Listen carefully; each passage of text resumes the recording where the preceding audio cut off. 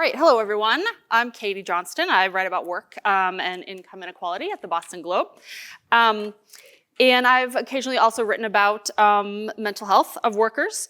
And as we all know, supporting workers' mental health is so important, right? But it can be tricky for managers to navigate. It's so personal.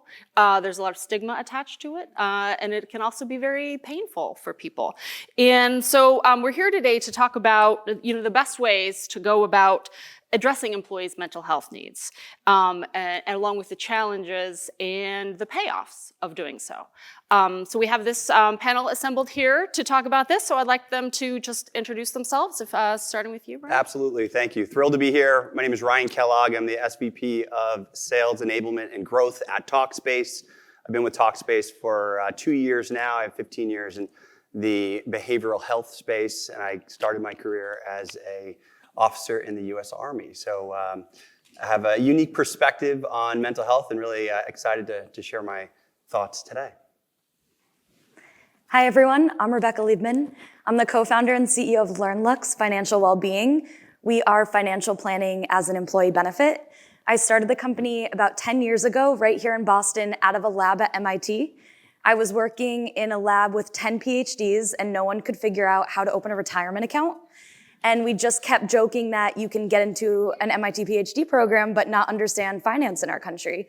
And as you know, you can't really start a call today without talking about the cost of eggs. So I'm going to talk about the financial well-being and mental health ties. Great. Hi, happy to be here. I'm Rob DeFabio. I'm the Senior Director of Global Benefits and Mobility at Waters Technologies Corporation. I've been there about 18 years, been in HR benefits focus for a little over 30 years, and I've never experienced an employee who doesn't know how to do everything about benefits. So, yeah, right. Hi, everyone. I'm Holly DeVerney. I'm the Director of Benefits at Crane NXT. I've been there for a little bit over a year, but I've been in the benefits space for about 20 years now. Definitely passionate about mental health, and well-being, and have focused a lot on raising awareness to resources and ensuring employees are engaged and know what they have available to them. So happy to be here. Hi, I'm Anne-Marie LeBeau, and I'm Vice President of Compensation and Benefits Council at Assurant. And I've been there about 3 years. It's an insurance and business services company.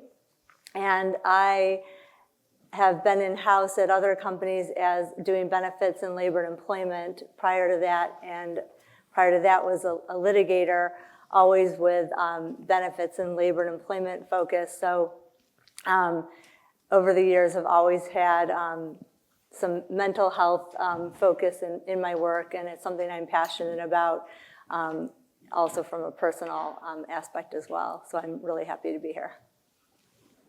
Great. Well, so mental health can be very intimidating to deal with, but you have all expressed enthusiasm about taking it on. You just used the word passion. So I wondered if you could talk about how it's personally rewarding for you to deal with mental health business. Rob, did you want to start? Yeah, sure, absolutely. I'm actually gonna refer back to the excellent presentation we just saw from Gabe. All of those examples, we all know examples like that. We know personally or professionally, and then us in our field of work at our companies, there's unfortunately plenty of people around us always that are dealing with mental health issues. Personally, I would want to do whatever I could to help those people find help for whatever it is, whatever their topic is. How can I help? And then if I put my work hat on, I actually have an avenue to do that. Being in HR, being a benefits leader, most employees, surveys say, most employees look to their employers to provide, right? To give them these opportunities.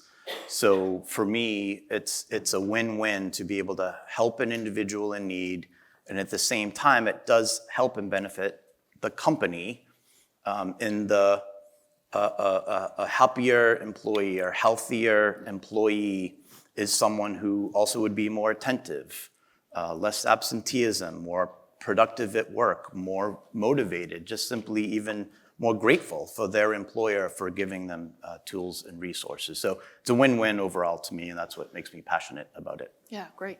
Holly, did you want to add to that? Yeah, I'd love to add to that. So I think Robert kind of hit it. Being in benefits, I think it is a part of your role and part of the ability to design and develop offerings to support associates. And I feel that being in that role, I'm positioned to support. And that's just something from a personality standpoint. You want to step in and you want to help others and you want to support folks when they have a need. But when you're able to do so as part of your role and you can customize resources and deliver support to associates based on what you're hearing to be their need, it's a win-win, and it's something that I'm passionate about and honestly grateful that I get the opportunity to do. Yeah, great. Well, what do you all feel are the biggest obstacles for managers in responding to mental health needs, as well as overall wellness issues that workers face? Anne-Marie, do you want to start us off? I think as an attorney, my mind goes to the fact that for so many years, we've told managers, stay away from health issues, refer those back to HR. With the Americans with Disabilities Act, kind of stay away from that. HIPAA, there's all these kind of keywords that we've told them just, stay away. And now we want them to be empathetic managers. There's a push that they engage in conversations, that they ask their employees, how are you doing? And if they see a performance issue, the new push is that they ask, are you okay? But, my concern is that managers are maybe ill-equipped to deal with what then comes from those conversations. So I think it's important that we be prepared as companies to provide them the appropriate training if we're going to expect them to engage in those conversations. Mm-hmm. Yeah, right, and we do want to get to training as well. Holly, did you have something you wanted to add to that? Yeah, I think it's important too. One of the barriers, I think, or challenges that managers face is their employees too, right? They may not know the resources that are available. And so I think there's a hesitancy to jump in and to support because they just don't know where to guide. So I echo Anne-Marie's statement in that they don't necessarily feel comfortable or they don't know where those boundaries are, but it's also a complexity of not knowing how do I get that person the specific support that they need in the right time and at the right level of support that they need. Rebecca, did you want to add something to that? Yeah. We also can only see the world through our own eyes. So when you talk about mental well-being, when you talk about financial well-being, so many people grew up in cultures, communities, families where this was so taboo you didn't even talk about it at home, and now you're talking about it at the workplace or potentially expected to. And we only know what we know. We have these behaviors that have been instilled with us for so long, and what we think is okay to talk about and what we even have the words to use to talk about some of these really difficult topics.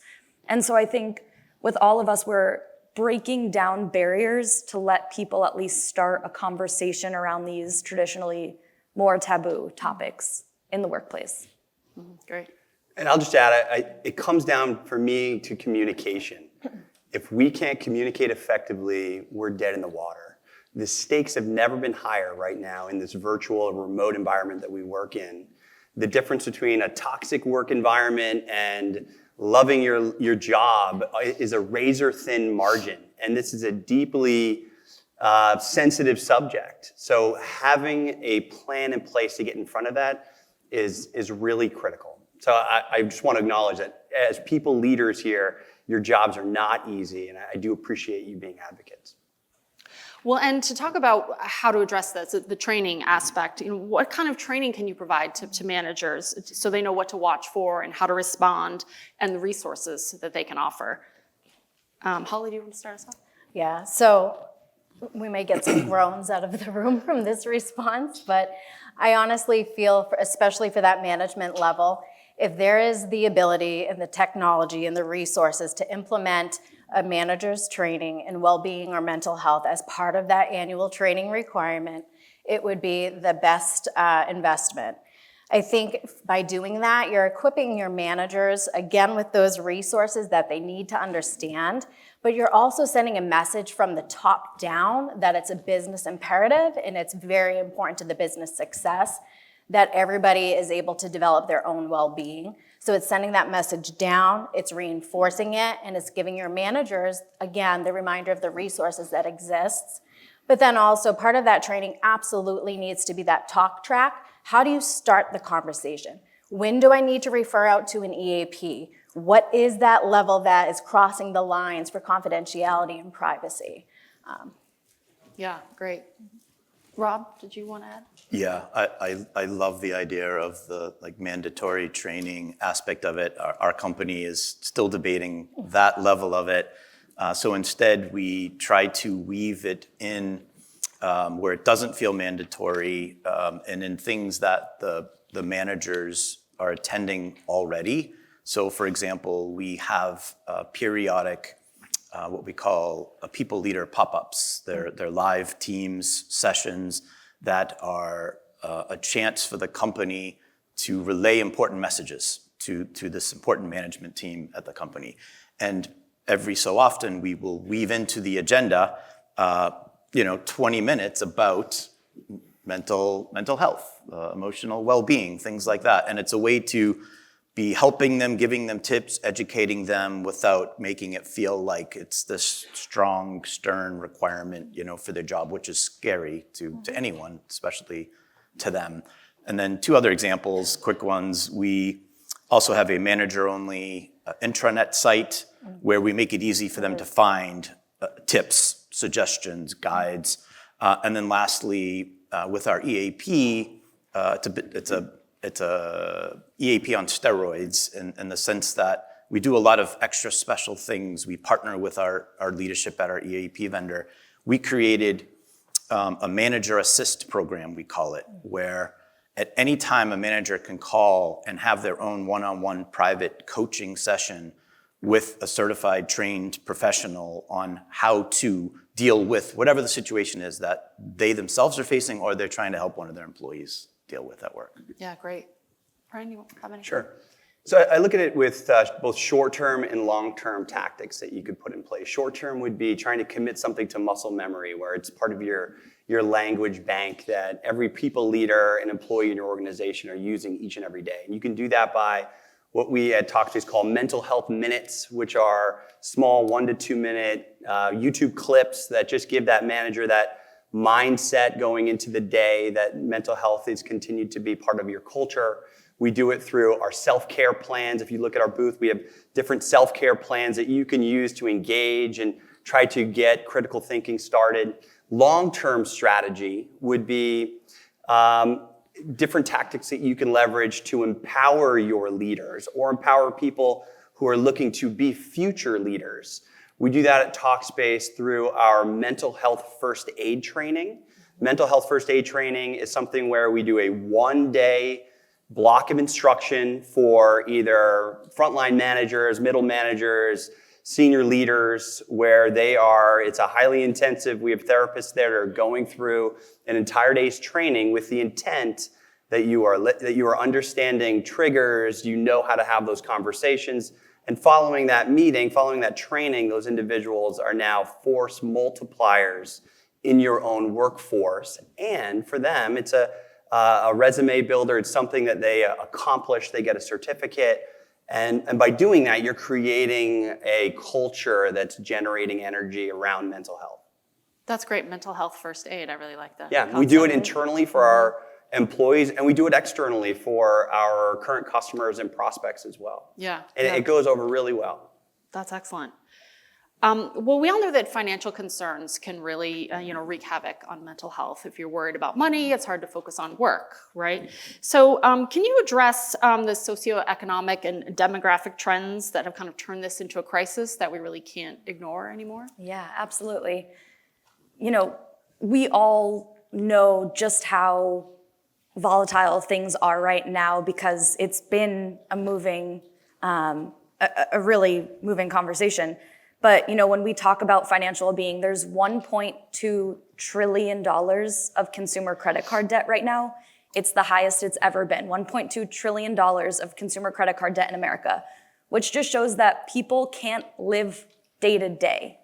And, we have the highest 401k loan rates in America that people have ever seen. And what you're seeing is people traditionally have been told to put 10, 15% into retirement, and they can't afford to do that anymore and live. And so we're really in this cost of living crisis, an affordability crisis, people are calling it. And again, kind of a razor thin line, like what you're saying of all of this impacts your entire overall health. When people are stressed about money, they're less likely to go to the doctor because they don't want that doctor's bill after. So they're more likely to let things keep going and build up. And you just see how financial stress impacts every part of someone's overall well-being. And so financial health is really holistic health at this point. And as we talk about, every decision is a financial decision that you're making. And so we're in a really hard time. And again, a lot of what we're doing is breaking down barriers so people of all income levels, of all backgrounds, are feeling comfortable to talk about money. Because like I told you my story, when you're a PhD at MIT, sometimes you're even more embarrassed to say you don't know something because people feel like they should. So this is affecting every single type of worker, not only one. This affects every level of the organization. Sometimes it's the people you would least expect, but they feel like they can't be vulnerable and say that they have anything wrong financially. So it's impacting across all workforces right now. Yeah, that's really interesting about the credit card debt and the 401k loans. Anne-Marie, did you have something on that? Yeah, I think that the statistics that Rebecca shared, they're not surprising, and yet every time you hear them, they're shocking, right? And I think they reinforce that interconnection between physical well-being and your mental health of your employees, and how with what they're dealing with, they can't be fully present at work. It's just, it's not a surprise. And how, before I think our focus on benefits offering was attracting and retaining talent. And now we have to sort of broaden that, and we have to think about it more holistically in terms of allowing employees to be fully present at work, and to not be thinking about, oh my God, how can I go buy groceries after work? How can I make my car payment? How can I whatever? And so it's benefits supporting the needs of the business by allowing talent to perform to support the business. Mm-hmm. Okay, great. Well, so how can company leaders and top executives help motivate managers to be more accountable for the well-being of their workers, as well as being more responsible for worker engagement? That's a lot to ask, right? Ryan, did you have thoughts on that? I sure do. So to me, it starts with the top down, right? So senior leadership, they need to project the culture of wellness and mental health. But I'm also a realist, and many of you in the room are probably wondering or thinking, well, I don't necessarily have that, or I really try to beat the drum, but it doesn't necessarily take shape. So my thoughts would be, find your people. Find those individuals within your organization that are going to be those force multipliers, and work with them. To me, it's, I keep saying middle management, but I think about that employee that is on deck to be a manager, that is chomping at the bit to take over, but wants something now. There's some void in their employment. And if you don't pay attention to it, there goes your attrition and your turnover. I recently had a sales rep leave, and she was great. And I asked her, why did you make this decision? And I wish you the best of luck, and I'm very happy for you. And she said, I struggled to see my path. Although every quarter we had performance reviews, we would talk about what the next step in her career would be. But I wasn't challenging her enough at that moment to scratch that itch. I look at mental health as an opportunity to not only empower someone in your organization to talk about it and present on it, but also get the word out and create that culture. But those are all words. You have to have a plan in place. So I know this conference is called From Day One. Something we do at Talkspace for every customer that we work with on day one, it's our onboarding or kickoff call. But to me, that starts the 365-day countdown until we need to have a different conversation about whether our relationship is going to continue. So from day one, we begin your plan, 365-day plan, to drive engagement, to drive utilization. We institute train the trainer events. We work with employees to help them develop their talk track when speaking to individuals. We use our marketing collateral to get the word out. Gabe, I don't know if he's in the room, but Gabe just said as we're walking in, if you don't know about it, it's not there. So you have to over-communicate and make sure people are empowered to speak about it. Well, and that's interesting. You see mental health also as a challenge for workers just to feel motivated and engaged in their job. That's all part of mental health too, right? I think so. Yeah, that's an interesting way to look at it. Holly, did you have something you wanted to add on about leadership? Yeah, I wanted to add something about the accountability piece. So I think oftentimes we may lose some ground when we try to hold managers accountable for their employee and their team's well-being. Because well-being is deeply personal. There's multiple pillars as part of well-being, and no individual person is going to follow or have priorities pop up within well-being at the same exact time, nor is it predictable. And so I think a way that we can have managers become engaged and have them support their employees is less about being accountable for their employees' well-being and mental health, but more about making them accountable of doing those check-ins, doing the voice of the customer and collecting the voice of the customer, giving the managers resources to then act on what they're hearing, right? So show flexibility within your teams and understand what are those gives and takes to make sure that employees do feel supported and can come to you. And I think one of the biggest things managers can do from that accountability for engagement piece is being proactive, trying to anticipate needs, right? At my last employer, we always used to say, your lives don't end when you walk in our doors, right? It's gonna continuously, you're gonna bring in the stress from the morning commute into your job. You're gonna have, those things that bubble up throughout the day that impact your job. And so if you create that environment as a manager to have that open door policy and to be anticipate challenges and how you'll react to them, I think you create that environment where employees are accountable for their own well-being, which I think is really the end goal. Yeah, I suppose it would be easier if it really was like Severance when you did leave your life at the door, right? Right. But it's probably better that it's not that way. I like what you just said about accountability. I look at accountability and the word ownership as not interchangeable, but relatable. Accountability can sometimes feel like, oh, I got to hold myself accountable to something. It's hard. But as people leaders, how do we create an environment where someone wants to take ownership, extreme ownership of something? By doing that, they start to hold themselves accountable, and it's not up to us to crack a whip to get people to do it.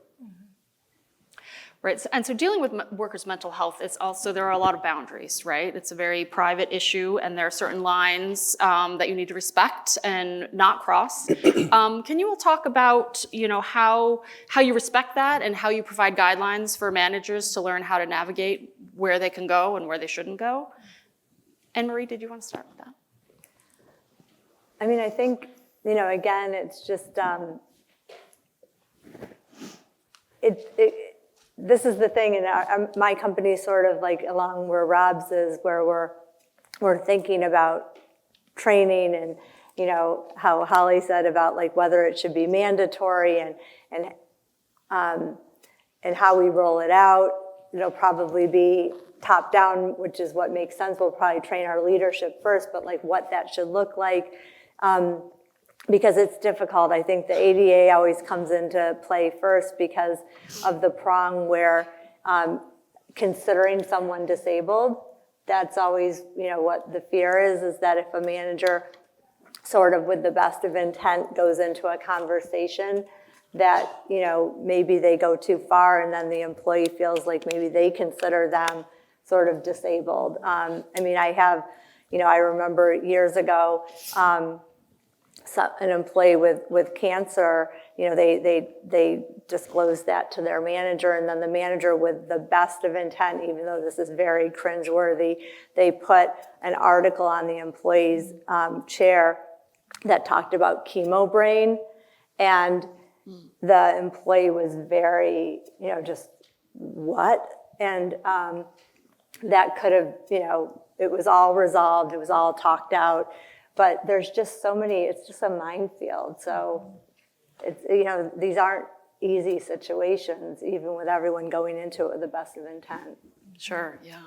Do you want to add to that? Oh, go ahead. We find the same thing with money. Most people are not going to tell their coworker or their manager that they're in $20,000 of credit card debt. 83% of US households are living in debt right now, so it is most people. And so most people just aren't telling you. Most people are keeping a credit card balance. Most people have student debt or medical debt. They're dealing with something, and they're not going to brag about it at work. I think that's what's really nice about having just a third-party partner to do all this. So people can, work with a certified financial planner, work with the digital platform, and none of that information is ever going to be shared with their employer, and we make sure people know that. I think with money, you can't expect that an employee is going to share a lot of information with someone they work with every day. So again, it's a lot of manager training and champions programs to make sure people know what they have access to, but then making sure that the employees know this is something to help you, but no information will ever be shared with your employer, because that does really prohibit people from getting the help they need. Mm-hmm. Yeah, exactly. Well, and that kind of brings us into the realm of technology. It seems like technology can help with anything these days. So are there tools out there that can be used to help spot trends or get or gain insights about your workforce and their mental health? Who's going to talk about that? Rob. Yes. There's almost no topic that doesn't somehow connect to technology these days, including mental health and well-being. So for us, I'll start off with connecting to the first presenter today, who I really liked her explanation of, at her company, they have a very holistic, a very broad approach of all kinds of programs and services to help their wide range of employees, right? She said, someone new, young out of college, to even a new hire at age 63. At my company, we also look at it that way. We call it our ecosystem of programs, services, tools, resources that touch upon all different areas of what might be important to an individual. And many of them are connected to emotional, mental health, and well-being. So for us, technology is coming in thanks to the many adventurous people out there who are starting these companies and starting these services and tools, like the two friends next to us here. And then the second part to technology to us is the measurement, right? So the ability, which gets better every year for us in our roles as HR and benefit professionals. We can't do anything these days without having to answer measurement, right? How do you analyze it? How do you measure it? And for us, we are doing that, but seeing that our employees, our eligible population, including their families, are using these services and tools we're providing, meaning it's their response. They're telling us, yes, please do this, do more of this, because if you do, we're going to engage. With the technology, with the measurement, at the end of the day, we're able to make smarter decisions as an employer, right? So we're able to take that information and say, all right, where are we now going to go? What do we need to focus on? What new tools and services do we need to investigate? What things do we already have that we need to be better at communicating and marketing, like your example? Something is not helpful if our people don't know that it exists. So easy access and use and constant availability is what we try to always have be part of the criteria when we're bringing in new technologies. Mm-hmm. Brian, you want to talk about that? Sure. I agree. I think data empowers you to make really good decisions. Without it, we're kind of in the dark, right? So we have the ability, obviously through a virtual services, to provide that data. At Talkspace, we do it in two forms, one of which is how do we measure utilization and engagement? So if you're leveraging a virtual mental health service, you want to show that someone is actually using it, but who is using it? And then understanding who's using it, how can you pivot to those that may not? Understanding gender, age, demographic, area of the country, so you can see where some of the gaps in your marketing strategies might be, or where there may be hesitance in certain departments to leverage the service. The other aspect, to me, is the most important aspect, and that's measuring your clinical assessment. So whether someone's using a tool or not is fine, but is it actually working is what the outcome means to you. So gauging the clinical assessment, whether or not your company is rating high on anxiety, depression, work-life balance, relationships, understanding where you sit to a benchmark, I think is really important. And important information for you to understand with your other benefits. Are they having an impact? And then leveraging a group where you could surge specific marketing tools towards those hotspots. Let's say anxiety was a reoccurring theme at your organization. There could be recent things going on at your organization that are driving that. How do we take marketing tools like a customized webinar or self-care tools to address that population? And then is it working? A quarter later, is that number going down? Is it going up? What are we not doing? I think those are really healthy discussions to have internally in any organization. And do you find that some workplace leaders don't want to know? Like, I imagine that's opening a whole Pandora's box, right? To find out your workers are anxious and depressed, that gives you a lot more responsibility to do something about it, right? Absolutely. It's just like anything else. I know when my email box starts to grow, I start to look away and I avoid. Sometimes that's the same way with data like that. But that's even more why you want to have reoccurring conversations and make it part of your culture. Think of that 365-day plan I talked about. If you're doing that and you have regular check-ins, that email box isn't growing and people aren't avoiding, they're listening. And back to your motivation question, if you start to see progress, all of a sudden that snowball starts to grow and roll downhill and you get better and better. So starting somewhere is important. Mm-hmm. Right.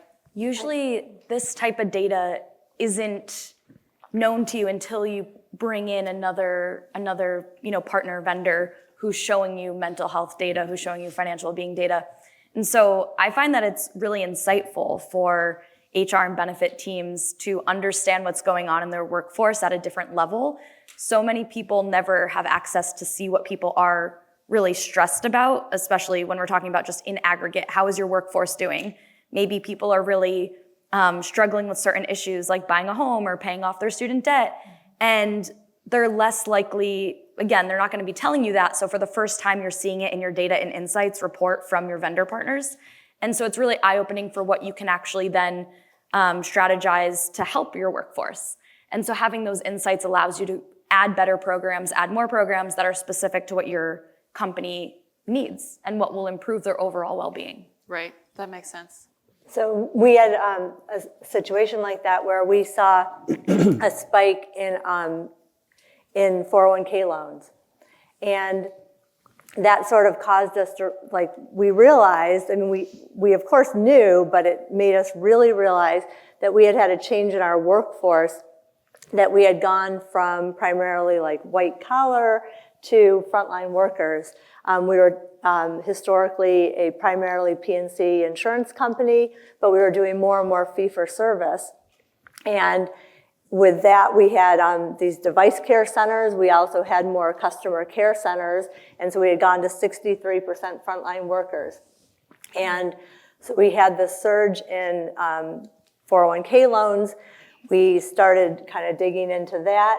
We went down to the device care centers and we were talking to employees about benefits offerings and the loans, and that caused us to then realize that there was another situation going on, which is that we have a really, really generous PTO offering, which most of our employees love and value. But you know what? Not the DCC employees. What they want is more cash. So we're actually running pilots of different incentive plan offerings, bonus plan offerings that, we give less holiday PTO offerings and more cash opportunities, because what they want to do is they want to pay off cars, buy cars, save for houses, things like that. So it's like, it just was really eye-opening to have the data led us to a much broader conversation and is allowing us to sort of experiment in that area. Yeah, that's fascinating. Well, so as people go through life, they have different stresses in different parts of their life. So what are some of the more dramatic types of stress on the workforce that you guys see, and how can managers respond to it without stereotyping people? Rebecca, did you want to start? Yeah, I think the most interesting thing about finance is you really can't stereotype people. This is something that impacts everyone in different ways, and you might just have assumptions about people and never know their behaviors around money or their thoughts around money. Today, 46% of people making six figures are still living paycheck to paycheck. So I think there's a big narrative that only people who make a certain amount of money need this support. It's truly everyone. Just because you make money, it doesn't mean you know what to do with it. It doesn't mean you have the right behaviors in place. And sometimes, especially in a city like Boston, lifestyle creep just sneaks up on you, and people make more money and they spend more money and it never stops. And people think they don't need to make a budget because they're making a certain amount of money, but almost everything starts with cash flow. And a lot of what's been created in the financial system was created for one type of person, and that's not really who exists anymore. We have people, there's someone, I'm so lucky that members write into me every day and tell me how LearnLux changed their life, and it's people who are gonna have their car repossessed next week and they had no one to talk to except for a LearnLux planner. And I just had this woman reach out to me, and she's 55 and got divorced, and she set up a call with a planner, and she's just rebuilding her entire financial life. She never made any financial decision on her own. She met with a planner, and when she joined the call, she was actually so scared. She was like, wait, maybe I don't want to do this. I've never talked about money. I've never had to make a decision on my own. And she's rebuilding everything midlife, starting conversations that maybe traditional financial services would say, you're having that conversation at 20. You can't attach an age to a financial decision anymore. People are doing everything at all stages of life, and that's what's so interesting about financial well-being. People used to say, you turn this age and now this is what you get. That's not the world anymore. Right, yeah, that's interesting. Holly, did you have something on that? Yeah, I think, financial well-being is certainly something everybody experiences, or financial hardship, making major purchases, paying off school loans. I think what's interesting from a manager's perspective is, again, there is no timeline, so things happen when they happen.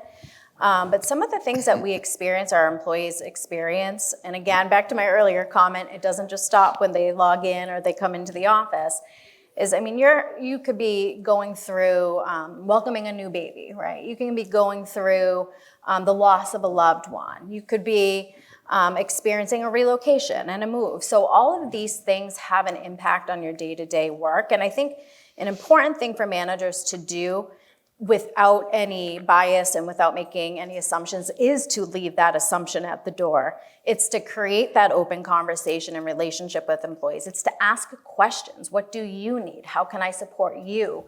And have the employees kind of lead you on that journey of what could be the right level of support, how they will need you to guide them on that path and that journey through that experience that they're experiencing.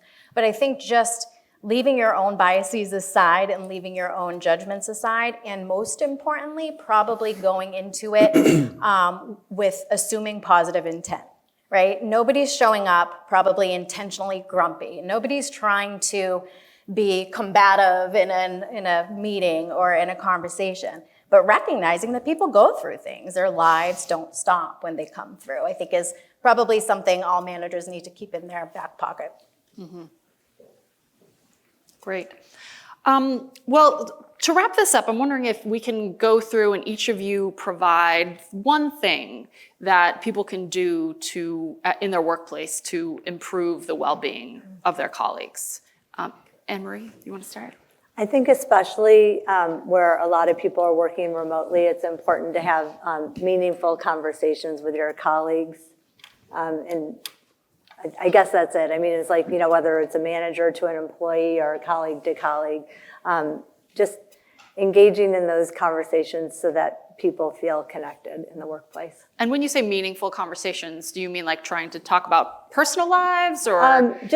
Just anything, just connecting with one another. So giving people the opportunity that if they want to talk about something, they can. I feel like, I don't know about you, but there's so many times that somebody's like, how was your weekend? Good, good, okay.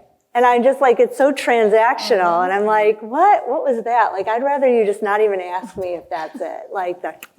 I'm like, so when somebody engages with me on a real level, that I'd rather have one of those, and one of those anchors me to the workplace and makes me feel so good. And I just feel like it's important to have those conversations, and I try and have those with people. And I don't try and pry. I just try and really listen. Like, ask a question where I really care about the answer, and connect and listen to somebody. And if it's 1 minute, one question, great. If I feel like they're wanting to give me more and like they need me to listen more, I try and just be present and give that time. I think that's a really good point, because just like saying, hi, how are you? It's just like, transactional, like you say, like you don't even expect an answer sometimes. It's just a greeting, which is kind of weird. Yep, I would say build trust and be authentic. Just make sure that your actions are supporting the words that are coming out of your mouth. That's nice. For me, it would be, however this works at your organization, find a way to listen, learn, measure, and then take the appropriate actions that make a difference for those people and at your place of work. Mm-hmm. If you could just do one quick thing, maybe a financial tip Friday, and if there's a general, channel on Slack or something like that, post a financial tip, maybe just with a stat that normalizes that people are struggling with money. Mm-hmm. That's good. These are great. I love listen. That's a big one. I love lead with positive intent. Along the listening lines, every conversation I have with a direct report or a colleague, I'll end it with, what's your biggest source of angst? And just see how they answer it, and just listen, and have a secondary and tertiary question to ask there, but in an effort to not be redundant and steal your answers. I'd say my comment would be, lead yourself first. You show up every day to work. You set the example. Take ownership to your attitude, and others will follow. I'm so curious, when you ask what's your biggest source of angst, I'd love to know some of your more interesting answers to that, because that could lead to a whole Talking conversation. here from day one, maybe? Just kidding. You know what? I find in your stressor question, I thought about it while you asked it. To me, a big stressor for employees is their own employment status.